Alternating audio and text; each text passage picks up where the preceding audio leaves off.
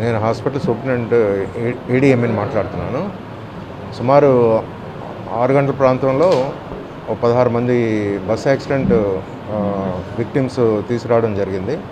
దాంట్లో డ్రైవర్ పరిస్థితి బాగా క్రిటికల్గా ఉంది. కటి ప్రాంతంలో ఫ్రాక్చర్స్ అయ్యి బాగా బ్లీడింగ్ అయ్యి ప్రాణాపాయ పరిస్థితిలో ఉన్నారు. ఆయన్ని స్టెబిలైజ్ చేసి విజయవాడకి పంపించడానికి ప్రయత్నాలు చేస్తున్నాము.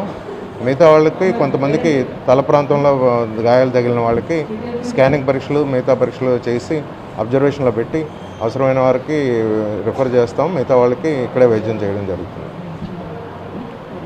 క్యాజువాలిటీని చూసా ఉండవచ్చు. డ్రైవర్ గారి పరిస్థితి అయితే చాలా, ఈ పెల్విక్ బోన్ అంతా క్రష్ అయిపోయింది. కింద వాస్కులర్ స్టేటస్ అయితే ఏం బాగాలేదు. సో ఆయన పరిస్థితి అయితే క్రిటికల్గానే ఉన్నది. ఉన్నాయన్నీ కూడా మైనర్ ఇంజరీసే, కానీ మేనేజ్ అయ్యారు. ఓన్లీ డ్రైవర్ పరిస్థితి మాత్రం క్రిటికల్గా ఉన్నది. పరీక్షలు జరుగుతున్నాయి, హెడ్ ఇంజరీస్ జరుగుతున్నాయి అందరికీ.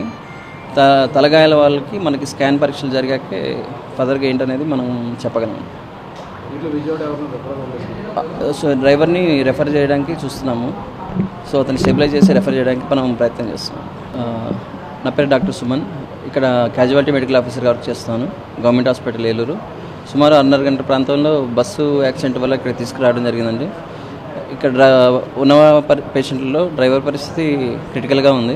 మిగిలిన వాళ్ళకి వైద్య పరీక్షలు జరుగుతూ ఉన్నాయి.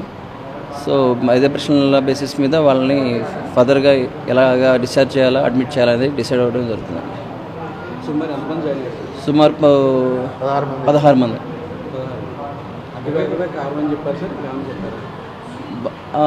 బస్సు లారీని గుద్దడం జరిగిందన్నట్టుగా అంటున్నారండి ప్రయాణికుల వరకు. కరెక్ట్గా అనేది అది తెలియదు, ఇంకా అది కన్ఫర్మేషన్గా మనకు తెలియదు. డ్రైవర్ పరిస్థితి క్రిటికల్గా ఉంది. టోటల్ క్యాజువాలిటీస్ సుమారు 16 మంది. నా పేరు సురేఖ అండి. హైదరాబాద్ మియాపూర్ నుంచి కాకినాడకి వెళ్తున్నామండి. పాపకి హెల్త్ బాగోక అక్కడ అడ్మిట్ చేద్దామని తీసుకెళ్తున్నామండి. అయితే సడన్గా ఇంకా బస్సులో ఏం జరిగింది అనేది తెలియదండి. లాస్ట్ ఒక 15 మినిట్స్ నుంచి చాలా ర్యాష్గా వెళ్తుందనమాట అండి బస్సు. పైకి ఎగిరి కింద పడుతున్నామండి అప్పటికే. కానీ సడన్గా లారీని ఢీకొనడంతో చాలా దూరం తిరగబడిపోయి దెక్కుని వెళ్ళిపోయిందనమాట అండి బస్సు కూడా. 8:30 అండి. 8:50 అండి. బస్సులో ఐడియా లేదండి, బస్సు ఫుల్ అయితే ఉన్నారండి. బాగానే డ్రైవ్ చేశారండి. ఇంకా ఒక 15 మినిట్స్లో చాలా ర్యాష్గా వెళ్ళడం, ఆయన మరి ఎందుకు అలా వెళ్ళారనేది మాకు తెలియదండి.